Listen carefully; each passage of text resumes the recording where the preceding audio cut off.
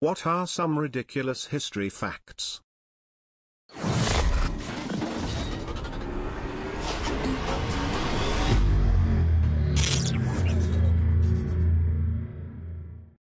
Ancient Romans would put sandals on the hands of sleeping people, then tickle their face so they would slap themselves. If you're interested to know, high heels were made for butchers so they didn't step in blood. Not sure when or where it started. But yay! Fun fact lol. Edit for those commenting, I googled it. Yes, they were used by 15th century Persians for riding, but also used by ancient Egyptian butchers to avoid blood. When the Romans laid siege to Themyscira, era, a real place weirdly enough, they attempted to tunnel into the city. The Themyscirans released bears into the tunnels. The Spartans never built a city wall, figuring that their reputation alone would mean no one would dare attack them. But, during the Persian War, the Persians, who had already burned Athens twice, hired a Greek guide to take them to Sparta. But when they got there, they saw a kind of crap-looking city without even a wall. They figured there was no way this place could be the mighty Sparta they had heard so much about. So they figured the Greek was lying and thus Sparta was spared. Claudius Drusus died in AD 20 from asphyxiation when he tossed a pear in the air and caught it in his mouth. The pear tree was put on trial, found guilty of murder, and destroyed. In ancient Egypt, servants were smeared with honey to attract flies away from the pharaoh. The first bomb dropped on Berlin by the British during World War II claimed no human casualties. But it did kill an elephant. The Battle of Bull Run, during the American Civil War, was called the Picnic Battle, because so many civilians from Washington went on picnics on the sidelines and watched. But once the battle actually started, and the Union started to get its ass kicked, they all ran away, running over injured soldiers and dead bodies and generally disrupting the battle. This was actually a relatively common thing during the Civil War. I know it happened at Gettysburg too. It also happened at the Battle of Watling Street in the year 61.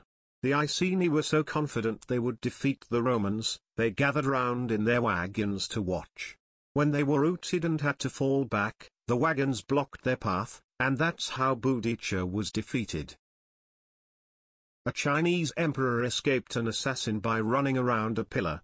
After 2 hours, the assassin got bored and went home, and wasn't charged for his crimes. Just imagine. 20 minutes in, the assassin knows he looks ridiculous running around the same pillar this whole time, but he's kind of committed at this point. Besides, how much stamina could an emperor have, anyway? 40 minutes in, the assassin is wondering how much time an emperor has for CrossFit each week. An hour in, the assassin still running in circles trying to catch the emperor, all the while thinking this is so stupid, this is so goddamn stupid. He is beginning to wonder if he was given this mission as a prank. 90 minutes in, the assassin knows with horrible certainty that, whether he succeeds or fails, he's going to be the laughingstock of the whole empire.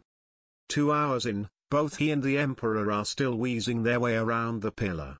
The assassin is not only tired and completely humiliated, but also realizes that he's in no shape to be able to run away after the assassination now, and figures his best bet is to give up and hope the emperor sees the humor in the whole situation.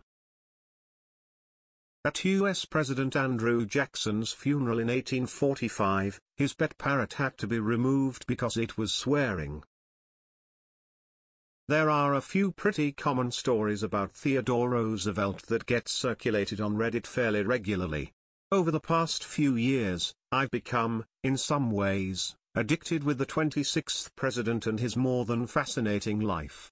To the chagrin of all my family and friends, I've taken it upon myself to read as much as I possibly can about the man and share some of the lesser-known stories with them. So here are some of my favorite. Also, currently at work, so these are mostly from memory. Also sorry for posting the same story twice, writing in a Google Doc then copying it over so work doesn't think I'm diddling on Reddit all day. Other TR enthusiasts, Please let me know if anything's wrong and I'll update. Here's one. During the 1901 Republican nominations, TR was unanimously voted to be the vice president except for one vote, his own. He was adamant about not becoming the VP because he claimed, it is a stepping stop to nothing but oblivion. The big Republican bosses figured he could actually do the least amount of damage as the VP because every other role TR ended up in he would make it powerful and gain more popularity. Senator Hanna said to McKinley when TR became the VP that your only duty to the country is to live for 4 years. McKinley was, of course, shot and killed, making TR the youngest president ever to serve the nation. One more. Not many people knew about his relationship with the Emperor of the Badlands, Antoni Amadei Marie Vincent Manca de Vallombrosa, the Marquis de Moraes, a Frenchman who wanted to gain the throne in France and was raising money by doing all sorts of schemes in the Dakotas.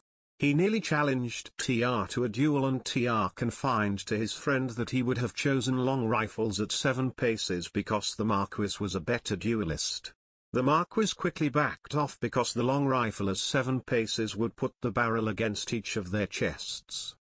While also in the Badlands, his boat was stolen and he famously tracked the robbers down after a harrowing 3 days on the nearly frozen Little Missouri River.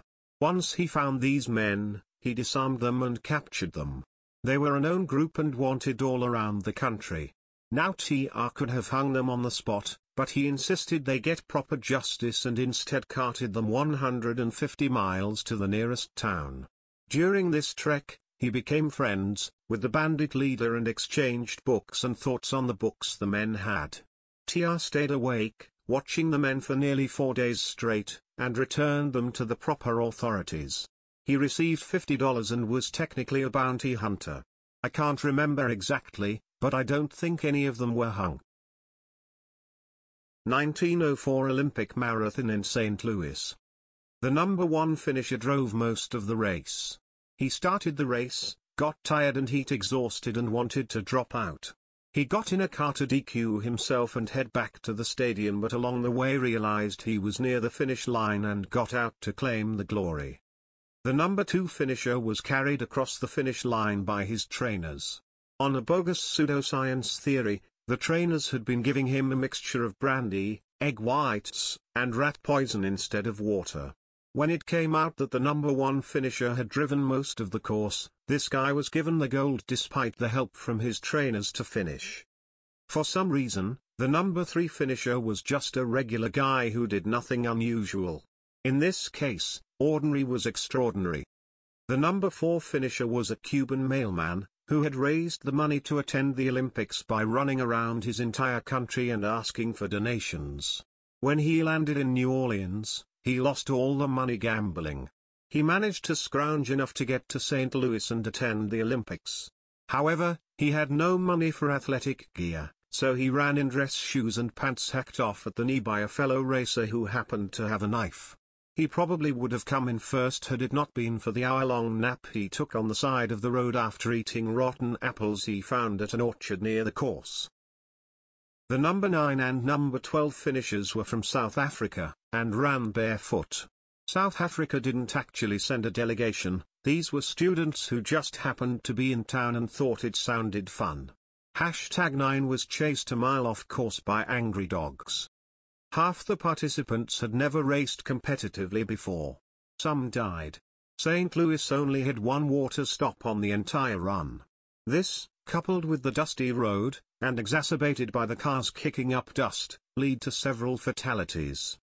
The Russian delegation arrived a week late because they were still using the Julian calendar until 1918, while effectively the rest of the world had switched to the Gregorian calendar.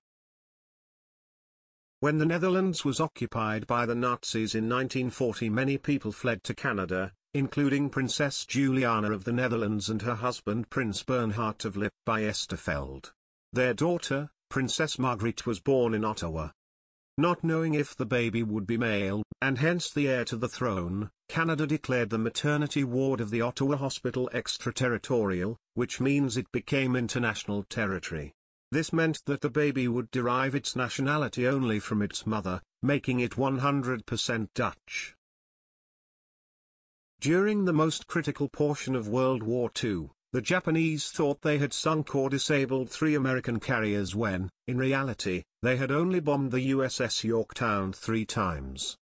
They were caught with their pants down when the bombs started landing on Midway. They were only even caught with their pants down at Midway because multiple American bomber squadrons who were lost, happened to stumble upon the Japanese fleet from different angles at almost the same time. We accidentally coordinated a beautiful pincer attack. Our attack on them until that point consisted of many squadrons of torpedo bombers, who went in knowing their torpedoes had a 90% fail rate. Edit, I should add, based on some of the comments, I was referring mostly to the when the bombs started landing at Midway part of the comment, with it being lucky.